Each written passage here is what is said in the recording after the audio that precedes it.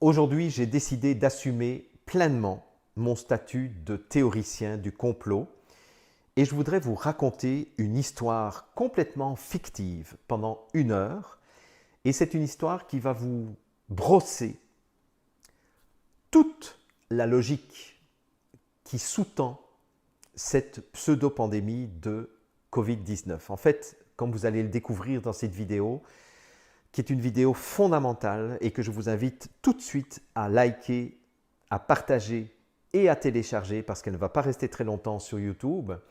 Elle sera par contre sur ma chaîne privée. Mais donc dans cette vidéo, je vais vous donner une grille lecture intégrale qui va vous permettre de comprendre que cette crise du Covid-19 est loin d'être simplement une crise sanitaire. C'est beaucoup plus une manipulation et un complot sur le plan du contrôle total et intégral de la population, une manipulation sur le plan financier, une manipulation sur le plan social, une manipulation sur le plan éducatif, une manipulation sur le plan sanitaire. Et comme on me traite de conspirationniste, quoi que je fasse de toute façon, eh bien cette fois-ci, je vais vous raconter une histoire qui s'est passée il y a très très longtemps dans une très lointaine galaxie. Alors, bonne écoute, attachez vos ceintures parce que là, ça va décoiffer aujourd'hui.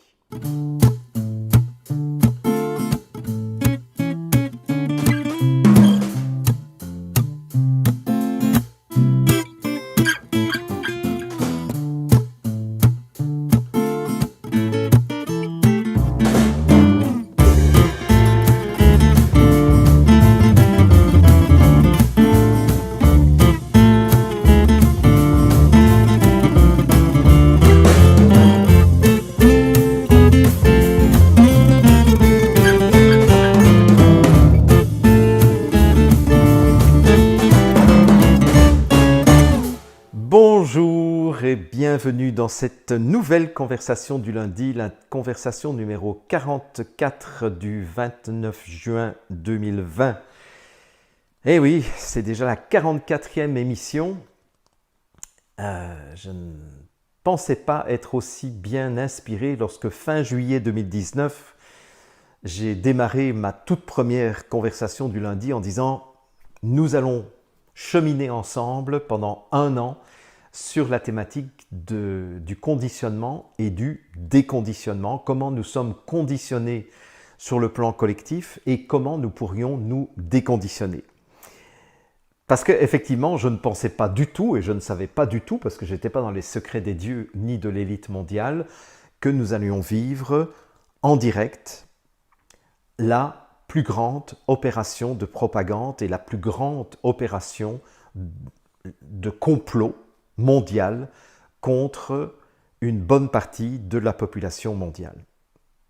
Pourtant, vous savez, ça fait 40 ans que je m'intéresse et je me passionne pour les phénomènes sociaux, les phénomènes politiques, les phénomènes économiques.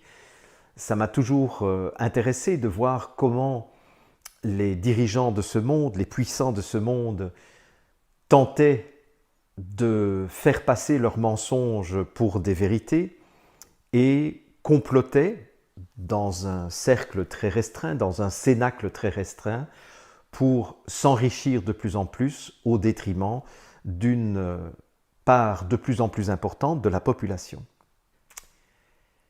Et je pensais qu'avec le massacre de l'ordre du Temple solaire, j'avais déjà vu pas mal de choses. Puis évidemment, j'ai vu aussi le film JFK, par exemple, qui pour moi était un complot, un complot évident. Allez revoir le film d'Oliver Stone, qui est génial à ce niveau-là. On comprend effectivement que l'assassinat de JFK était un complot.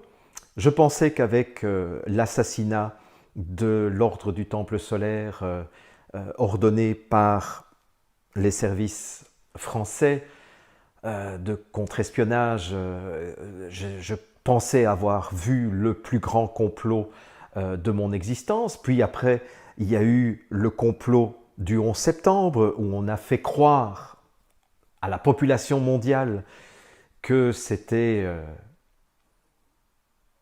un certain Oussama Ben Laden qui avait programmé, qui avait prévu, qui avait organisé ces attentats du 11 septembre depuis sa caverne en Afghanistan.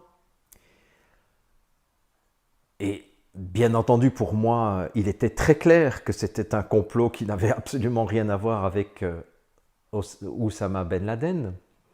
D'autant plus que le jour des attentats, tous les avions ont été plaqués au sol. Et il y a un seul avion qui a eu le droit de décoller des États-Unis pour partir vers l'Arabie Saoudite, si mes souvenirs sont bons. Et c'était un avion qui emportait toute la famille de Ben Laden. Alors, si Ben Laden était vraiment l'ennemi public numéro 1 des États-Unis, c'est pas ce jour-là que justement, spécialement, on aurait donné une autorisation exceptionnelle au seul avion qui a eu le droit de décoller ce jour-là, qui était l'avion qui emportait la famille de Ben Laden. Et ça, de nouveau, ce ne sont pas des théories que je vous invente, vous n'allez qu'à écouter ou aller réécouter le documentaire de Michael Moore qui s'appelle 9/11. Michael Moore, à ma connaissance, n'a jamais été attaqué pour diffamation ou pour mensonge lorsqu'il a affirmé et lorsqu'il a prouvé dans son documentaire que la famille Ben Laden était la seule famille qui avait pu prendre un avion ce jour-là du 11 septembre 2001. Et je pensais vraiment avoir vu le plus grand complot de mon existence, et bien malement pris, puisqu'il y a eu en plus le complot de la grippe H1N1 où l'OMS nous a fait croire qu'on allait vivre des moments plus terribles que la grippe espagnole qui avait fait entre 50 et 70 millions de morts. Finalement, on a vu ce que ça a donné. Mais là, franchement, j'ai été très très surpris du génie avec lequel ce petit groupuscule d'individus s'est organisé plusieurs années à l'avance pour nous baiser bien profond avec cette pseudo-pandémie de Covid-19. Alors vous allez me dire, mais Jean-Jacques, ça c'est de la théorie du complot. Eh bien justement, c'est de la théorie du complot. Et j'ai un scoop à vous donner aujourd'hui, et donc que tous ceux qui me veulent du mal écoutent bien ce que je vais vous dire, puisque théoricien du complot, la théorie du complot, on peut regarder quelle est l'origine étymologique du mot théorie. La théoria, selon Aristote, puisque je vous rappelle quand même que j'ai fait 2 ans d'études en philosophie, et que donc j'ai un certain nombre de notions de grec grâce à cela. J'ai étudié le latin pendant 6 ans, mais j'ai quelques notions de grec également. La théoria, ça veut dire la contemplation. Donc en fait, un théoricien, c'est quelqu'un qui contemple, c'est quelqu'un qui observe, c'est quelqu'un qui observe avec minutie. C'est ça que Aristote nous enseigne lorsqu'il a mis au point sa démarche de théoria. Lorsque j'ai fait mes études en physique, j'étais un physicien théoricien, c'est-à-dire j'étais un théoricien de la physique. Physis, en grec, ça veut dire la nature. Donc un théoricien de la physique, c'est quelqu'un qui contemple la nature. Et effectivement, j'ai passé plusieurs années, pendant mes études, à contempler les lois de la nature. Donc c'est ça, un théoricien. Un théoricien de l'économie, écos, c'est la maison, nomos, c'est les mesures que l'on prend pour gérer la maison. Donc un théoricien de l'économie ou un économiste ou un théoricien de l'économie, un économiste théoricien, hein, je vais y arriver, eh bien c'est quelqu'un qui contemple la manière de gérer la maison. Voyez? Bon, ben alors, un théoricien du complot, c'est quoi? Ben c'est quelqu'un qui passe son temps à contempler et à observer de façon minutieuse les complots qui se mettent en place sur la planète. Et dans ce sens-là, en tant que contemplateur, contemplatif, hein, je ne sais pas quel mot il faudrait utiliser, en tant que personne qui contemple les complots, eh bien oui, je suis un théoricien du complot.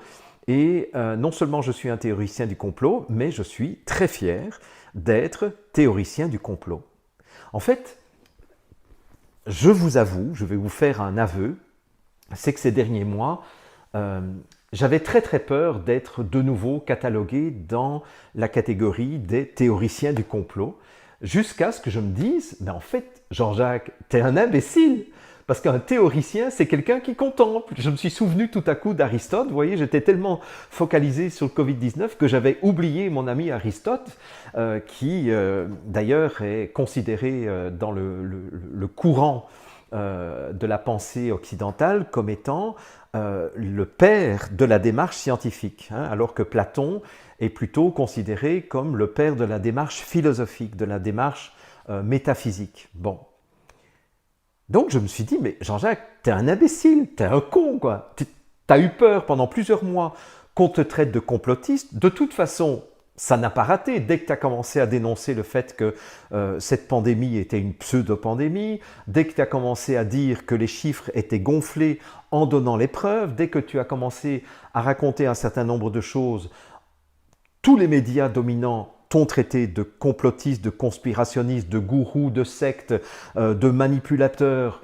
Et puis par la suite, il y en a d'autres qui s'y sont mis aussi en me traitant de néo-nazi, de raciste, de misogyne, d'ennemis des religions, etc. Et je vous en passe, et des meilleurs. Et je me dis, mais pourquoi est-ce que j'ai peur finalement d'être traité de théoricien du complot alors que finalement je devrais considérer que c'est plutôt, on m'a donné mes lettres de noblesse. Et effectivement, je suis un théoricien du complot. Donc j'espère que tous mes détracteurs auront enregistré cette explication et remettront cela évidemment sur tous les médias pour dire, bah, vous voyez, Crèvecoeur avoue lui-même qu'il est un théoricien du complot. Voilà, donc ça y est, c'est fait. Et donc maintenant, je suis libéré. Je suis vraiment libéré parce que je vais pouvoir vous dire beaucoup plus de choses que j'ai pu glaner comme information depuis le mois de janvier et que j'avais choisi de ne pas vous dire tout de suite pour ne pas trop vous effrayer. Mais je pense que, vous voyez, je vous avais parlé au mois de novembre, si mes souvenirs sont bons. Vous voyez l'image de la vidéo à l'écran. Je vous avais parlé de qui veut prendre la pilule rouge et qui veut prendre la pilule bleue. Et je vous avais dit que lorsque on accepte d'ouvrir les yeux sur la réalité de ce monde, eh bien, on a intérêt à prendre la pilule rouge et ce n'est jamais agréable de prendre la pilule rouge et d'ouvrir les yeux sur l'énormité des saloperies qui sont mises en œuvre par ceux qui se considèrent comme faisant partie de l'élite mondiale. Je parle des gens qui sont à la tête de l'OMS, je parle de Bill Gates, mais je parle aussi de George Soros, dont je n'ai jamais parlé jusqu'à présent, mais qui mériterait vraiment qu'on parle de lui. Je parle de Elon Musk, je parle de tous ces milliardaires qui ont acheté les politiciens de ce monde, qui eux sont de véritables larbins, qui sont de véritables marionnettes, des laquais, sans aucun amour-propre. Je parle des Justin Trudeau, des Emmanuel Macron et tous les autres de ce monde. Vous pouvez penser à qui vous voulez. Tous ces gens qui croient qu'on leur réservera une place lorsque le grand nettoyage, lorsque le grand reset aura été fait, et qu'ils espéreront avoir une petite place au soleil à côté de ces multimilliardaires qui sont en train de s'engraisser de façon absolument dégueulasse et honteuse pendant que de plus en plus de gens sont en train de crever de faim. Donc, comme maintenant les choses sont claires, je suis un théoricien du complot, je suis un contemplateur du complot, donc allons-y, mettons les cartes sur table directement et si vous croyez que cette pandémie de Covid-19 ou de coronavirus est une vraie maladie qui est arrivée par hasard, ben, je suis désolé, mais soit vous reprenez la pilule bleue pour vous rendormir tout de suite, soit vous prenez la pilule rouge et vous me suivez jusqu'au fond du terrier du lapin, parce qu'en fait, cette pandémie est quelque chose qui a été organisé, qui a été voulu, qui a été planifié depuis plusieurs années. Et d'ailleurs, il y a un certain nombre de... Je n'ai pas le temps ce soir, donc ne me demandez pas de preuves ce soir. Comme je suis de toute façon un théoricien, ce soir, mon objectif, oui parce que je l'enregistre le soir, mais là vous l'entendez je ne sais pas quand, ce soir mon objectif c'est juste de vous donner un peu le big picture, de vous donner l'image globale de ce qui est en train de se jouer. Et j'ai décidé de prendre sujet après sujet et de les approfondir pour vous apporter toutes les preuves. Donc aujourd'hui, je vais vous raconter une histoire et je vous demande d'écouter cette histoire comme si c'était une histoire que j'avais inventée. Vous savez, un peu comme George Lucas lorsqu'il a imaginé l'histoire de la saga de Star Wars. Il commence son histoire en disant « Il y a très très très longtemps, dans une très lointaine galaxie », et puis il commence son histoire. Eh bien, imaginez que je fasse la même chose. Donc, aujourd'hui, je ne vous demande absolument pas de me croire sur parole. Ne croyez absolument rien de ce que je vais vous raconter. La seule utilité de ce que je vais vous raconter aujourd'hui, c'est de vous donner le sens général que je perçois de ce qui est en train de se passer. D'accord? Bien. Alors, imaginez qu'il y a très très très longtemps, dans une très lointaine galaxie, un groupuscule de personnes voulait avoir le pouvoir sur le monde entier. Imaginez que ce groupuscule de personnes se réunissait régulièrement dans des clubs bien fermés et bien secrets pour se demander comment est-ce que nous pourrions transformer une partie de l'humanité en esclaves qui seraient là pour nous fournir les services dont nous avons besoin, pour éliminer une bonne partie des autres qui sont des bouches inutiles à nourrir encore, et comment est-ce que nous pourrions faire pour orchestrer tout cela et planifier tout cela sur des dizaines, sinon des centaines d'années, sans qu'il y ait une révolte populaire, sans qu'il y ait la moindre résistance de la part de cette populace que nous méprisons depuis toujours, mais dont nous aurions quand même un petit peu besoin pour construire et pour fabriquer tous ces objets de luxe dont nous avons besoin, mais pour aussi nous fournir la chair à canon dont nous avons besoin lorsque nous voulons mettre en œuvre des guerres, et puis pour nous offrir aussi toute cette chair sexuelle dont nous nous repaissons lorsque nous avons des pulsions sexuelles que nous ne sommes pas capables de réfréner.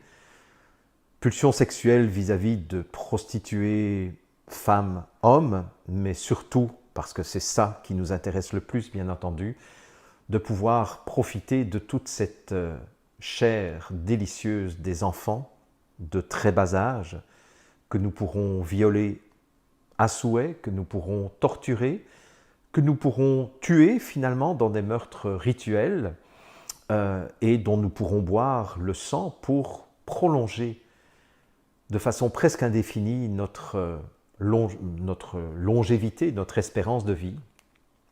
Bien entendu, tout ce que je vous raconte pour l'instant, c'est une histoire inventée, hein, donc vous ne me croyez absolument pas sur parole.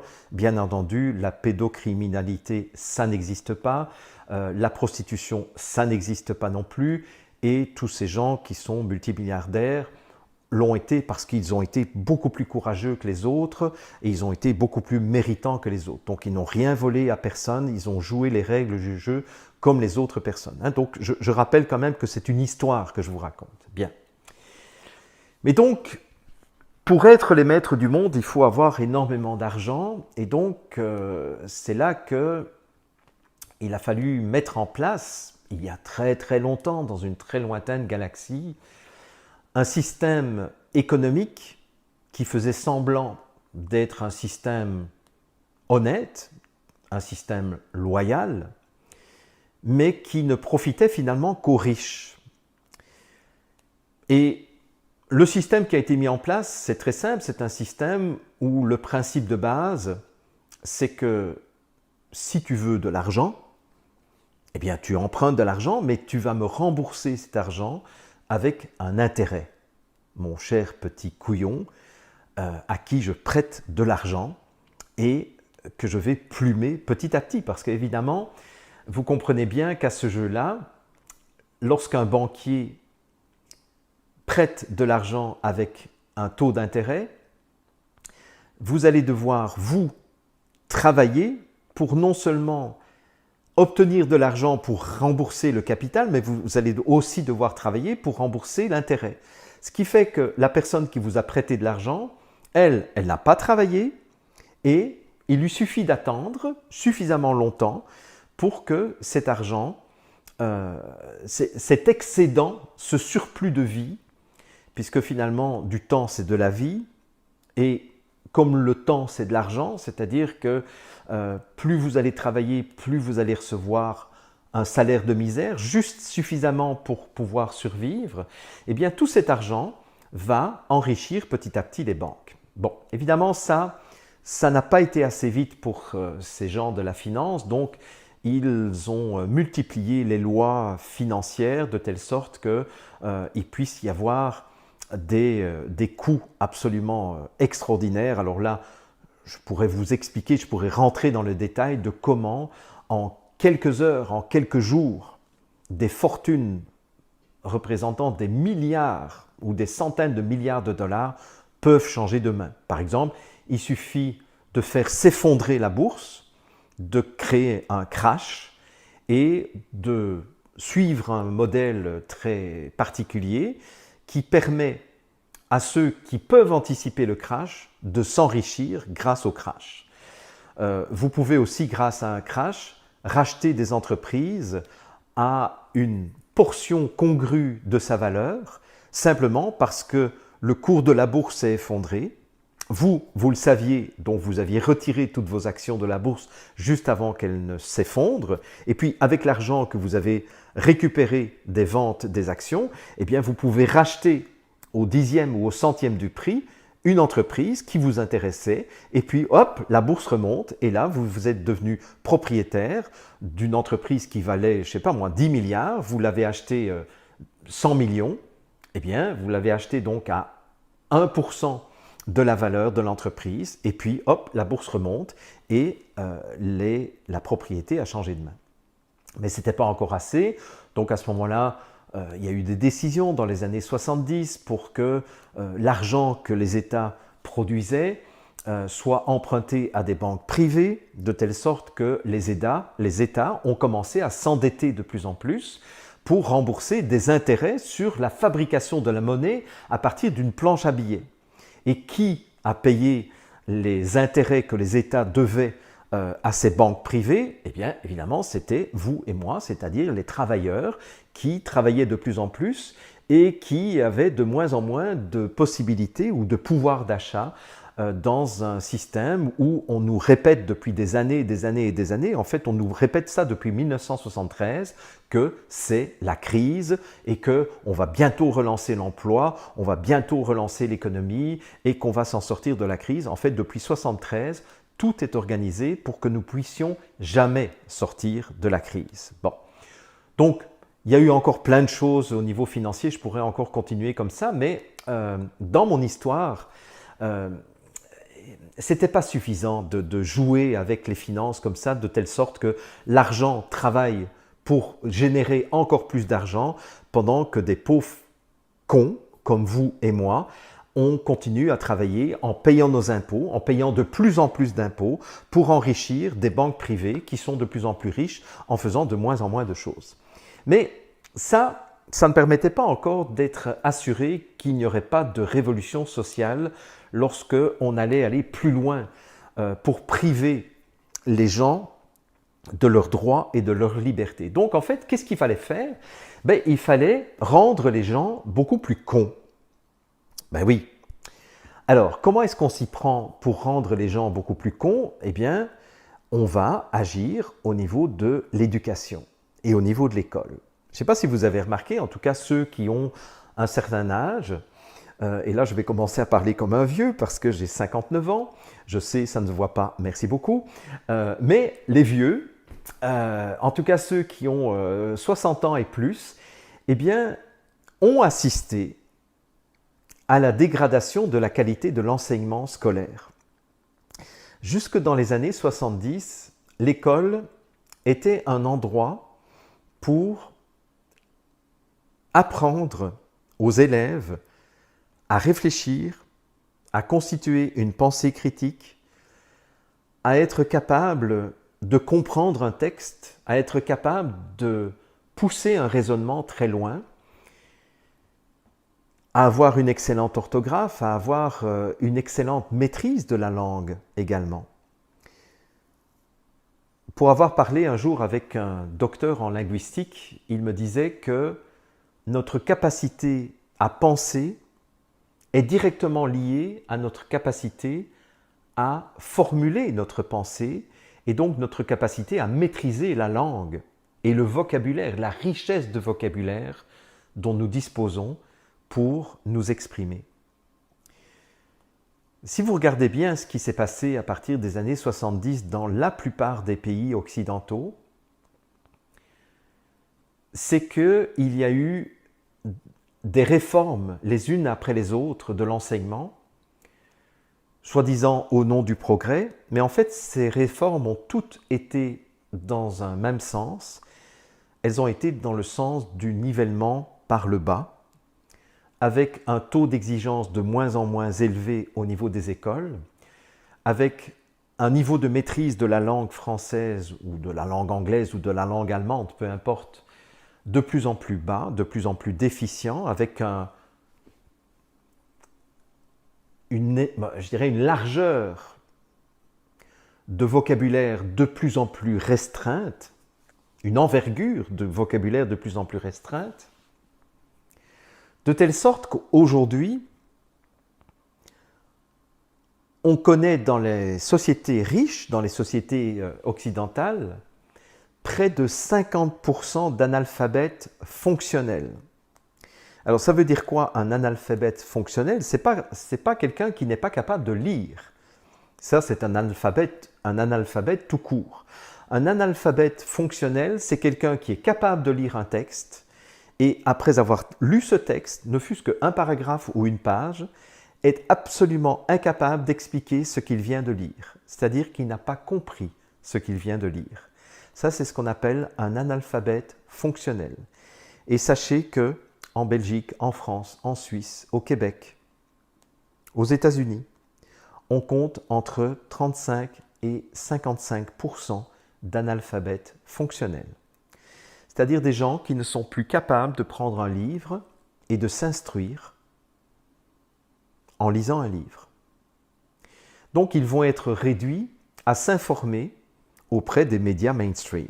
Vous me voyez arriver? D'accord? Parce que si vous avez de moins en moins de vocabulaire et si en plus on ne vous a pas appris à comprendre un texte que vous lisez, eh bien vous devenez de plus en plus con, vous devenez de plus en plus bête. Et vous êtes de moins en moins capable aussi de mener un raisonnement critique, un raisonnement individuel, un raisonnement original. Vous allez tous devenir, nous allons tous devenir, en tout cas tous ceux qui ont subi cette dégradation de l'enseignement, nous allons subir un lavage de cerveau progressif parce que par ailleurs, les médias mainstream ont pris une place de plus en plus importante dans nos vies. Souvenez-vous ce que disait un empereur romain, qui était un dictateur, qui disait « Si vous voulez contrôler le peuple, donnez-lui du pain et des jeux. » Et effectivement, qu'est-ce qu'on nous donne aujourd'hui? On nous donne des jeux. Regardez l'engouement de la population du monde lorsqu'il y a une Coupe du Monde, lorsqu'il y a les championnats, les Jeux Olympiques, lorsqu'il y a les courses de Formule 1, les championnats de tennis, etc., etc. Et donnez-lui aussi du pain. Donc, donnez-lui en pâture, pas seulement du pain physique, de la nourriture, et d'ailleurs donnez-lui de préférence une nourriture de plus en plus dénaturée, avec de moins en moins de vitamines, avec de moins en moins d'éléments vitaux. Comme ça va faire baisser le niveau énergétique des individus. Fourguez-lui aussi une drogue dure qui est considérée d'ailleurs comme par la plupart des médecins un peu intelligents comme une des drogues les plus dures, aussi dures que la cocaïne et l'héroïne, c'est le sucre. Le sucre est considéré par les physiologues comme une drogue aussi dure que la cocaïne. Donc, donnez énormément de nourriture dénaturée, mais aussi de sucre à la population, qui donc va devenir de plus en plus faible sur le plan énergétique. Or, on le sait, en tout cas tous les thérapeutes qui s'intéressent un peu aux relations entre le corps et l'esprit le savent, c'est que plus votre niveau d'énergie baisse, plus votre niveau de conscience baisse également. Et comme vous avez de moins en moins de pouvoir d'achat, pour avoir un certain niveau de confort, puisqu'évidemment, dans les médias mainstream, on va vous bombarder de publicité en permanence, en vous faisant croire que pour retrouver le sens de votre existence, sens que vous avez perdu depuis longtemps, eh bien, la seule et unique façon de redevenir heureux, c'est de posséder un maximum d'objets que l'on vous présente tous les jours, à force de publicité répétée, pour que vous achetiez le dernier écran plat, la dernière voiture, la dernière robe, le dernier parfum, etc. etc. Mais comme ces choses coûtent de l'argent, vous êtes obligé de travailler de plus en plus, donc vous êtes crevé, donc vous n'avez même pas la possibilité de prendre un bouquin, même si vous n'êtes pas analphabète fonctionnel, tout a été organisé de telle sorte que vous n'ayez plus le temps de penser et que vous soyez pris dans un engrenage sans fin qui fait que vous subissez les choses.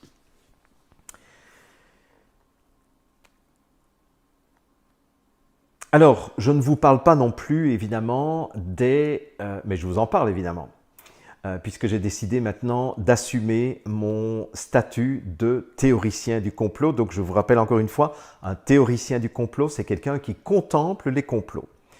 Je ne vous parle pas donc des chemtrails dont vous voyez des images à l'écran. Ça, c'est une image qui a été prise par une de mes amies dernièrement.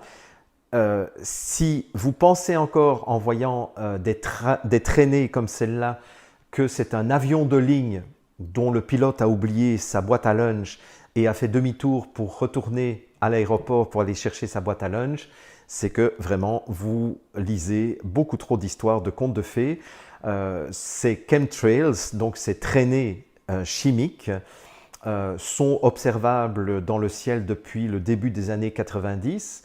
Alors pendant plus d'une vingtaine d'années, pratiquement une trentaine d'années, des lanceurs d'alerte ont dénoncé, pendant une vingtaine d'années, des lanceurs d'alerte et des observateurs de tous les pays ont dénoncé ces pratiques en disant « mais attendez, mais qu'est-ce qu'ils foutent là? Pourquoi est-ce qu'ils font de l'épandage de traînées chimiques ?» Parce que les traînées de vapeur d'eau, ce sont des traînées qui restent dans le ciel pendant 40 à 60 secondes maximum, et puis elles se dispersent, elles se diluent, si vous voulez. C'est ça la vapeur d'eau, ça se disperse. Or là, lorsque des avions passent avec ces traînées chimiques, les traînées ne vont faire que se densifier de plus en plus jusqu'à faire une chape complète de nuages gris qui vous coupent du soleil. Alors pendant plus d'une vingtaine d'années, des lanceurs d'alerte ont dénoncé ces pratiques et bien entendu, ils ont tous été ridiculisés. On les a parlé, évidemment, on les a traités de théoriciens du complot. Il y a même des gens qui ont fait des analyses de ce qui tombait par terre, parce qu'évidemment, quand il pleut, tous ces produits chimiques qui sont épandus par les avions tombent sur le sol. Donc, il y a moyen de les analyser. et on se rendait compte qu'il y avait des hautes doses d'aluminium, des hautes doses de barium. Dans les dernières années, on a commencé à observer des nanoparticules, mais aussi des virus, figurez-vous, et je vais y revenir dans quelques instants.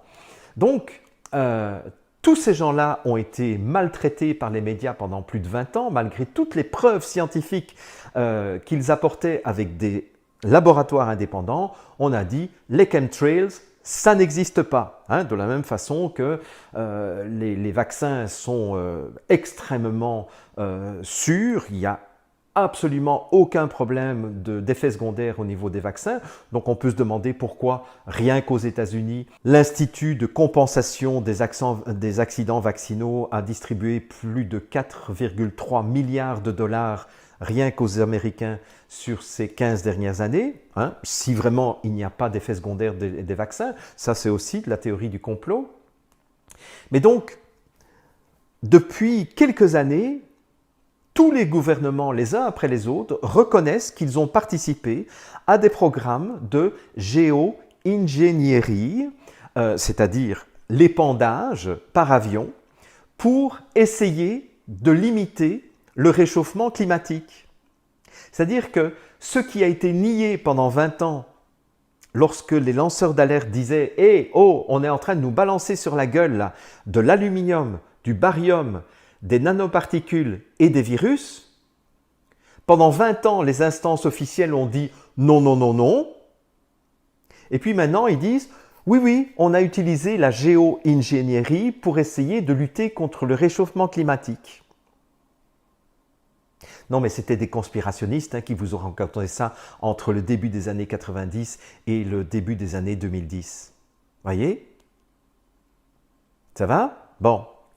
Ça veut dire aussi que vos légumes bio, là, eh bien, figurez-vous qu'ils étaient complètement contaminés par des doses massives d'aluminium, des doses massives de barium, des doses massives de nanoparticules qui se sont ingérées dans votre corps et dont une partie est restée dans votre corps depuis lors, même si c'était des légumes bio.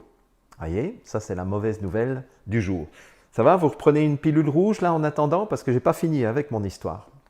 Mais évidemment, tout ça, c'est quelque chose qui s'est passé il y a très longtemps, dans une très lointaine galaxie. Bien. Alors, vous imaginez bien que grâce à ce programme de géo-ingénierie, ça permet, par exemple, de disséminer des maladies lorsqu'on a envie de disséminer une maladie. Ça, c'est génial, non? Hein? On a envie, je ne sais pas moi, de provoquer des manipulations génétiques dans une population bien particulière, eh bien, on va leur balancer sur la gueule pendant quelques mois avec des avions non identifiés, un type particulier de virus, et puis on espère que ces virus qui contiennent une information ARN modifiée en laboratoire P4, eh bien, on espère que ces virus ou que ces ARN modifiés vont modifier les gènes des populations sur la tête desquelles ces virus sont tombés et que ça va permettre de sélectionner un certain type de personnes et d'éliminer un autre type de personnes. On croirait vraiment être dans des films de science-fiction, mais d'ailleurs, je vous rassure, on est dans un film de science-fiction. Moi, je vous raconte que des conneries aujourd'hui. Voilà. Bon, allez, on continue ? Donc, bien entendu, le 11 septembre, c'était un inside job. Là, maintenant, ceux qui croient encore à la version officielle du 11 septembre, ben, je vous plains vraiment. Ça veut dire que vraiment, vous n'avez pas eu d'autres sources d'informations que les médias mainstream, évidemment, qui vous ont rabâché depuis maintenant pratiquement 20 ans que c'était Al-Qaïda qui avait fait le coup, qu'il y avait bien eu 4 avions qui ont été détournés, qui ont été crashés, etc., etc. Tout ça, c'est faux. Il suffit de lire le rapport officiel de la commission d'enquête pour se rendre compte qu'ils se sont foutus de notre gueule, mais de A jusqu'à Z. Et je vous signale quand même qu'il y a maintenant, je pense, plus de 45% des Américains Pourtant, les Américains sont pas mal dans leur style d'analphabète fonctionnel, mais malgré tout, il y a 45% des Américains qui sont convaincus maintenant que le 11 septembre était un inside job, c'est-à-dire un job qui a été perpétré de l'intérieur avec la complicité de la CIA, mais aussi évidemment du Mossad, etc. Mais bon, tout ça, je rentrerai dans les détails par la suite. Pour l'instant, je vous raconte que des conneries. Mais le 11 septembre, c'était une excellente opportunité de commencer à mettre en place des lois qui restreignent les libertés individuelles. Et c'est en même temps, pour ce groupuscule qui se croit à la tête du monde, c'était une façon de tester si les peuples occidentaux allaient se rebeller contre les mesures coercitives et liberticides de plus en plus énormes et de plus en plus fortes. Et en fait, ils se sont rendus compte que ça passait finalement assez bien. Les contrôles renforcés dans les aéroports, je vous signale, parce que moi je prenais l'avion déjà avant 2001, les prix des billets d'avion ont doublé en un an à partir de 2001. Entre 2001 et 2002, les prix ont doublé. Ce n'est pas le prix du billet, mais après, quand vous achetez un billet d'avion, maintenant, je ne sais pas si vous avez vu, le nombre de taxes de sécurité, de taxes d'aéroport, etc., qui sont ajoutées au prix de votre billet. Donc parfois, votre billet va coûter 500 € au départ, et bien à la fin, votre facture, elle est de 1000 €. Voilà. Avec en plus la possibilité de transporter de moins en moins de kilos de bagages, etc., etc. Enfin, et si vous voulez avoir un meilleur siège, vous devez payer un supplément de plusieurs centaines d'euros parfois, etc., etc. Je ne vous parle même pas de la classe business, je parle simplement de choisir votre siège. Avant, c'était gratuit de choisir son siège, maintenant ce n'est plus le cas. Bien. Donc, 2009, ils ont fait une première tentative de faire croire qu'il y avait une pandémie de grippe H1N1. Malheureusement, là, ça n'a pas bien fonctionné parce qu'il y a eu des emmerdeurs qu'on appelle des conspirationnistes, des théoriciens du complot, des lanceurs d'alerte qui ont vu le coup arriver de très loin. Et il faut dire qu'à l'époque, l'OMS n'était pas très très maligne.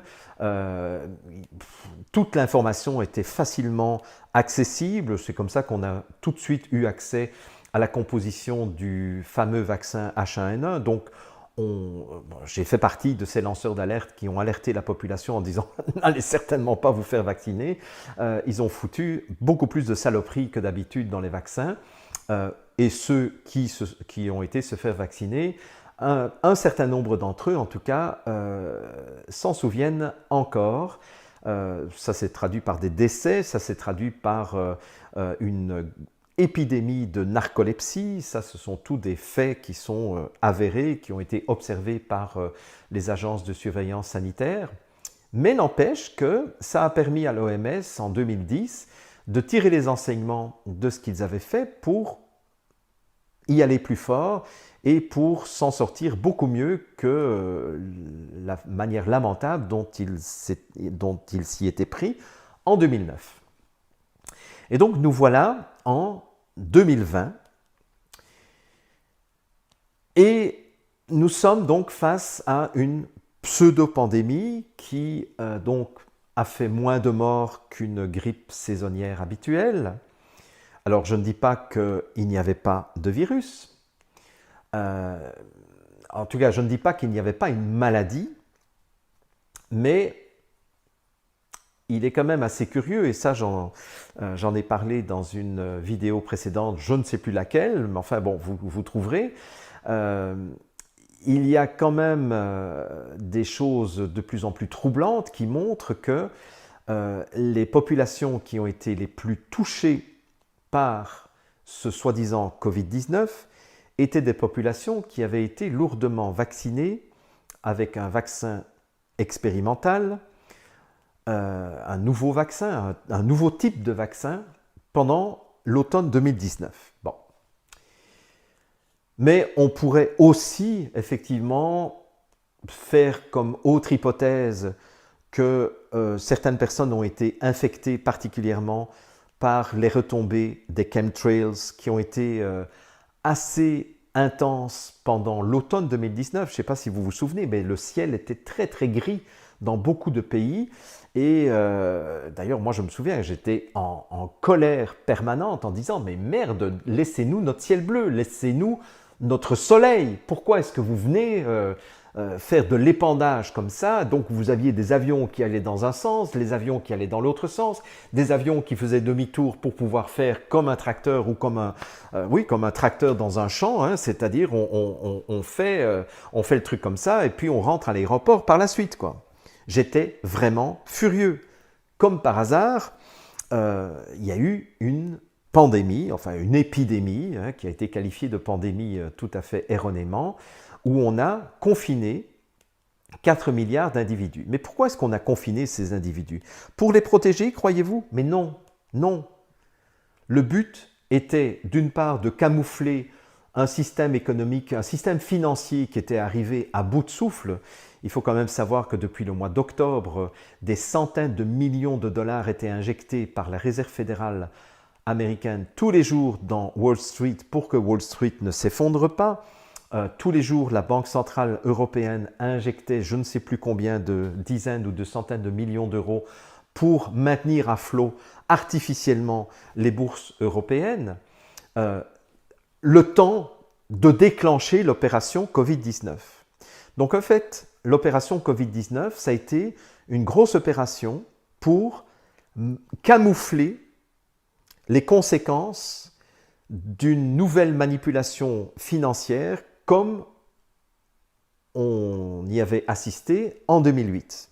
Vous vous souvenez qu'en 2008, il y a eu un crash boursier absolument monumental, mais qui a été causé par les subprimes, c'est-à-dire ce jeu de roulette russe auquel les traders financiers ont joué avec notre argent finalement pour faire des profits de milliards de dollars. Et puis quand ils se sont cassés la gueule parce que évidemment cette bulle financière à un moment donné a explosé, qui a payé les dégâts? Ben, ce n'est pas ceux qui avaient provoqué les dégâts, ce sont nos impôts. Donc, nous qui sommes les seuls à travailler réellement pour gagner notre vie et pour payer des impôts, eh bien, comme par hasard, ceux qui ont fait des profits mirobolants, on ne leur a pas demandé de rembourser et on ne leur a pas demandé de mettre la main à la poche pour dire « Oh, désolé, j'ai joué avec de l'argent, j'ai perdu, je vais donner tout l'argent que j'ai » pour renflouer une partie de ce que j'ai perdu. Parce qu'en plus, ils n'auraient même pas été capables de renflouer.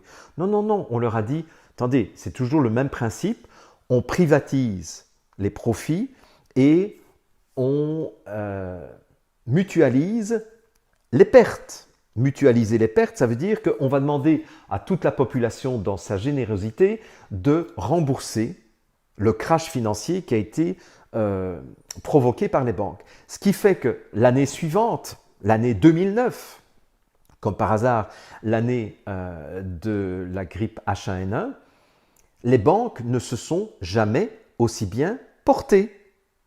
Et les bénéfices des banques n'ont jamais été aussi indécents. Et les dividendes qui ont été donnés aux actionnaires à ces crapules qui ont ruiné des centaines de millions de personnes, des dizaines de millions d'Américains ont perdu leur maison parce qu'ils n'ont plus été capables de rembourser, parce qu'ils ont perdu leur boulot à cause de ces connards qui étaient à Wall Street et qui avaient joué avec l'argent des autres. Mais l'année suivante, les banques se portaient très très bien.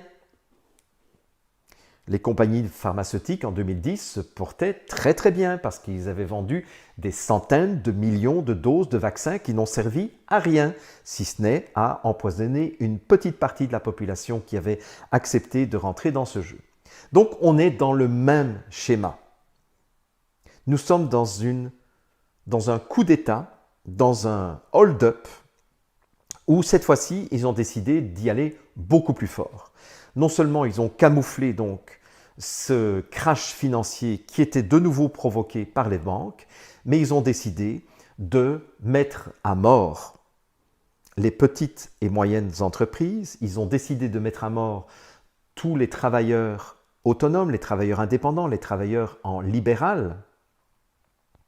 C'est-à-dire ils ont décidé sciemment de tuer la classe moyenne. Pourquoi est-ce qu'ils ont décidé de tuer la classe moyenne?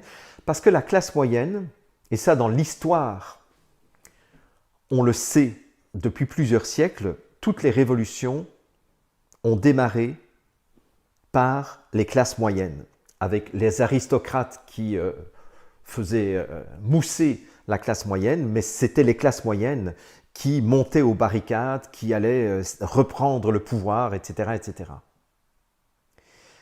Or, vous vous souvenez qu'en France, rien que pour parler de la France, il y a eu les manifestations de Gilets jaunes qui ont fait vaciller le pouvoir. Je me souviens qu'un des grands responsables de la banque Rothschild, où a été élevé au biberon notre Emmanuel Micron, la banque Rothschild craignait de perdre le pouvoir et de perdre le contrôle sur la population à cause des Gilets jaunes. Et c'est à ce moment-là que Micron, Manu, a donné l'ordre aux forces de l'ordre de commencer à tabasser les Gilets jaunes. Mais pour tabasser les Gilets jaunes, il fallait un prétexte. Il fallait comme prétexte que les Gilets jaunes étaient des casseurs. Donc, qu'est-ce qu'on fait à ce moment-là? Eh bien, on engage des casseurs, c'est-à-dire le ministère de l'Intérieur engage des casseurs professionnels qu'on va déguiser en gilets jaunes, et ces casseurs professionnels vont commencer à foutre le bordel pour donner le prétexte aux forces de l'ordre de se défendre des agressions des soi-disant gilets jaunes et pour discréditer aux yeux de la population la légitimité de ce mouvement que je considère et que je continue à considérer comme un mouvement historique. Mais c'est un mouvement qui s'est fait piéger par les manœuvres absolument honteuses du ministère de l'Intérieur français, qui ont infiltré les Gilets jaunes avec ces casseurs professionnels. D'ailleurs, c'était assez facile de repérer ces casseurs professionnels parce que un certain nombre d'entre eux ne retiraient même pas leurs bottes militaires ou leurs bottes de gendarmerie. Ils étaient simplement déguisés, mais leurs bottes, ils les avaient gardées, figurez-vous. Donc, il y a des vidéos qui circulent à ce niveau-là et qui démontrent très très bien que les casseurs n'ont jamais été les vrais gilets jaunes du départ. Il y a eu aussi des manifestations contre la réforme des retraites, et tout ça, ça devenait très emmerdant pour Emmanuel Macron, qui n'avait plus aucune légitimité au niveau de la gestion de la France et de la, je dirais, oui, c'est ça, de la domination de la France et de cette dictature qui était déjà mise en place où les seuls cadeaux qui étaient faits, c'était fait pour l'élite.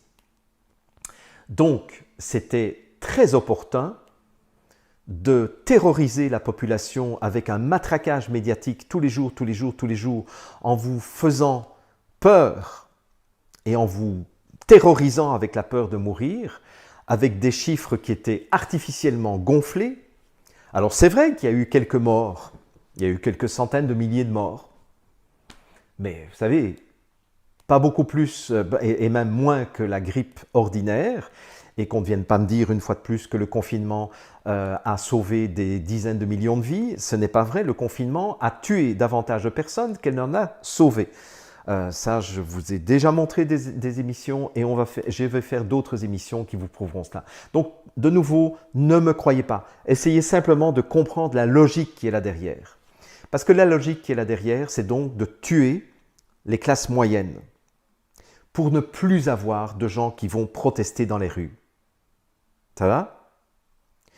Parce que en vous mettant par terre, en vous mettant en faillite, en vous mettant en situation de surstress, parce que vous ne savez plus de quoi sera fait demain, parce qu'il y a des millions d'emplois qui sont perdus, vous ne penserez plus à aller manifester pour vos libertés fondamentales et vos droits fondamentaux. Vous serez tellement en état de choc que quand vous allez retrouver un tout petit peu d'oxygène juste pour respirer un peu, c'est clair que vous n'allez pas reprendre le chemin des manifestations. Pendant ce temps-là, ils ont installé la 5G un peu partout parce qu'il y a eu des mesures d'assouplissement dans la plupart des pays occidentaux, la plupart des pays riches, que ce soit les États-Unis, le Canada, la France, la Belgique, la Suisse, etc. Donc il y a eu un déploiement avec un assouplissement des réglementations du réseau de 5G. Alors on pourrait se demander, mais pourquoi la 5G ? La 5G, ça je vous l'ai déjà expliqué, c'est que ce sera un réseau qui va permettre la surveillance et le contrôle permanent de la population. Donc, il reste une pièce au puzzle qui vous manque pour comprendre l'entièreté de cette affaire-là, puisque finalement, le but de cette opération Covid-19, c'est même pas de vous vacciner. Bon, au passage, on va faire plaisir à Bill Gates et toute la clique en leur donnant quelques milliards de dollars pour vacciner l'ensemble de la population. Bill Gates ne se cache pas sur son ambition de vacciner 7 milliards d'individus avec 2 doses, donc ça fera 14 milliards de doses de vaccins. Admettons que ce soit 10 $ la dose, ça fera quand même 140 milliards de dollars sur une opération. C'est pas mal, sachant qu'en plus, comme un certain nombre d'effets secondaires pourraient être observés, je crois que c'est le même Bill Gates qui a dit qu'il y aurait 1% de la population qui aurait des effets secondaires graves ou la mort.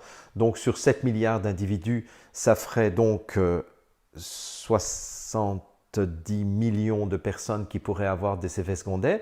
Tout ça, ça va faire d'excellents clients de Big Pharma pour des traitements médicamenteux pour essayer de les soigner de la sclérose en plaques, de toute une série de maladies, de narcolepsie, de maladies de syndrome de Guillain-Barré, etc. Mais ce n'est pas ça le but. Le but, c'est de vous avoir fait tellement peur que vous allez accepter finalement d'être tracé, d'être pucé ou d'être numérisé pour qu'on puisse connaître à tout moment votre état de santé ou votre état de maladie. Évidemment, pour vous protéger, bien entendu. C'est pour vous protéger et surtout pour vous protéger des autres. Vous savez qu'il y a un média qui a annoncé dernièrement qu'une des fake news les plus préoccupantes, ce sont les gens qui font croire à d'autres, donc les lanceurs d'alerte comme nous, les théoriciens du complot, qui font croire à la population que leur système immunitaire va les protéger du Covid-19. Ça, c'est une des fake news les plus préoccupantes d'après les médias mainstream. Donc en fait, on vous aura fait tellement peur et on vous aura tellement convaincu de la nécessité de connaître l'état de santé de chaque personne que vous fréquentez, même sans les connaître, que vous allez assez facilement, finalement, accepter le traçage numérique, d'abord avec votre téléphone cellulaire ou un bracelet, et puis finalement, on va vous dire, écoutez, vous n'avez pas toujours votre téléphone cellulaire sur vous, qu'est-ce que vous diriez d'une puce ou d'un nanogel qu'on va vous mettre à l'intérieur du corps et qui va finalement communiquer en permanence votre état de santé via un réseau de la 5G, etc. Et puis de toute façon, les dissidents et les gens qui ne sont pas, sains sur le plan de leur physiologie, eh bien, nos drones de surveillance et nos caméras de surveillance avec la reconnaissance faciale et avec la détection de température vont pouvoir tout de suite vous avertir que vous avez été en contact avec quelqu'un qui pourrait vous contaminer, et tout cela évidemment pour le plus grand bien de tout le monde. Voilà. Donc en fait, c'est ça le but du jeu. Le but du jeu, c'est d'appauvrir et de supprimer une très grosse partie des classes moyennes pour faire de nous des ouvriers subalternes,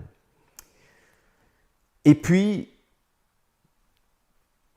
nous faire accepter un système de contrôle totalitaire permanent 24 heures sur 24 grâce à un réseau ultra rapide d'échange d'informations qui permettront à un État central qui est le nouvel ordre mondial de pouvoir surveiller les individus dissidents. Et donc, ce sera assez facile dans quelque temps d'arrêter sans aucun motif valable tous les lanceurs d'alerte et tous les emmerdeurs comme moi, de les emprisonner sans possibilité de consulter un avocat, puisque de toute façon, bientôt, le système judiciaire n'existera plus non plus. Donc, tout ça, finalement, va nous amener à être dans le meilleur des mondes. Donc, finalement, c'est ça qui est en train de se passer. Donc, l'enjeu, finalement, pour moi,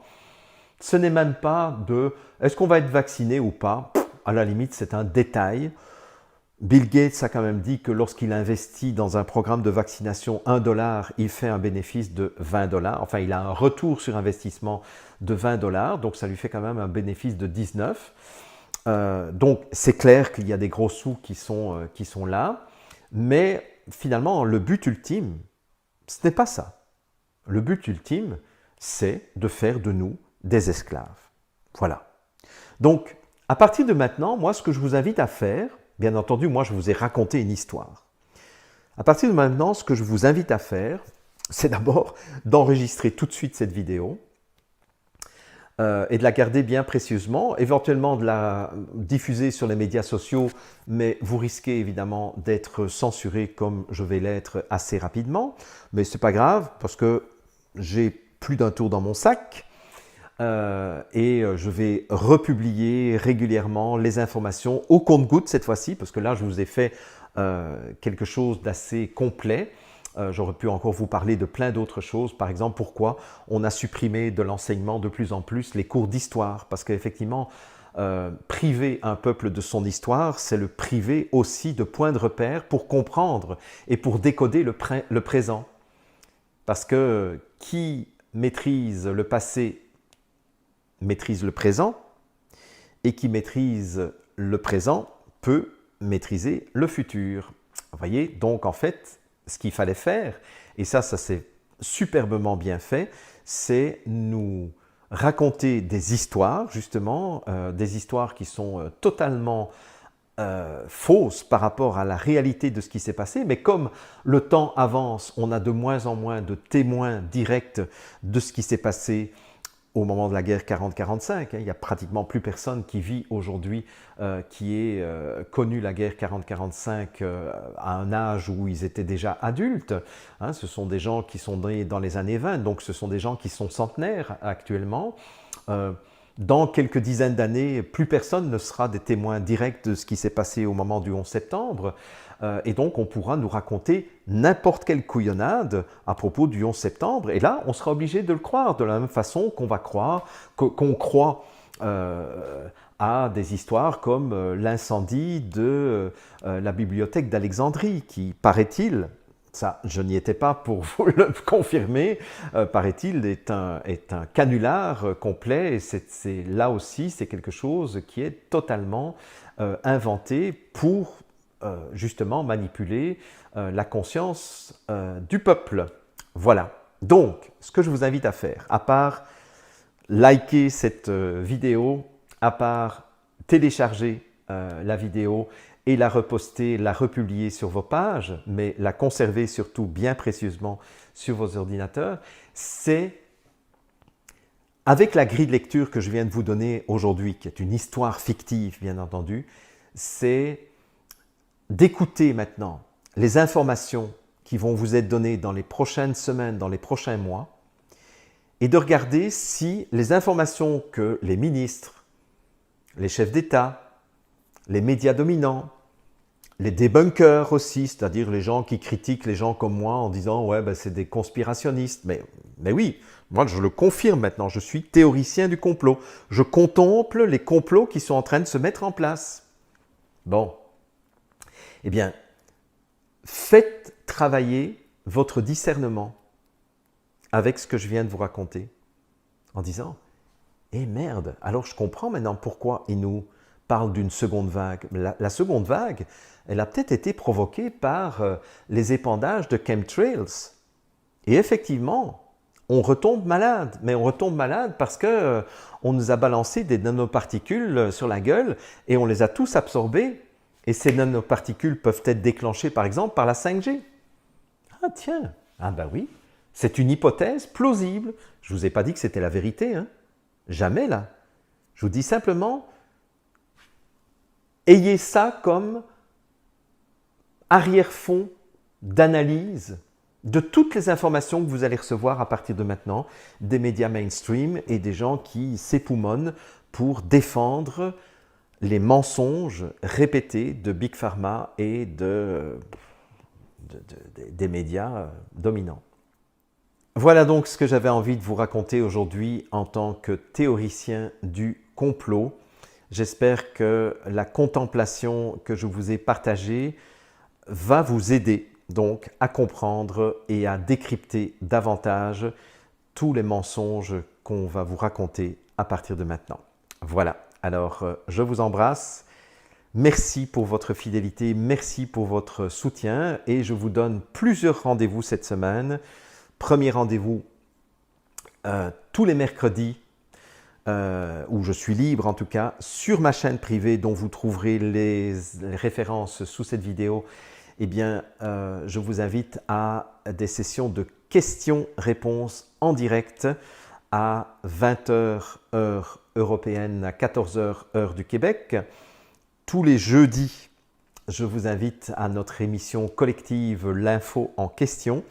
Et nous avons normalement 2 invités cette semaine, 2 invités extérieurs que nous allons bombarder de questions et à qui nous allons transmettre un certain nombre des questions que vous nous avez posées sous nos vidéos. Et puis je vous donne aussi rendez-vous pour d'autres vidéos que je prépare sur ma chaîne YouTube et sur ma chaîne privée. Donc énormément de rendez-vous pour cette semaine encore. Je vous embrasse et je vous dis prenez bien soin de vous et restez vigilants surtout.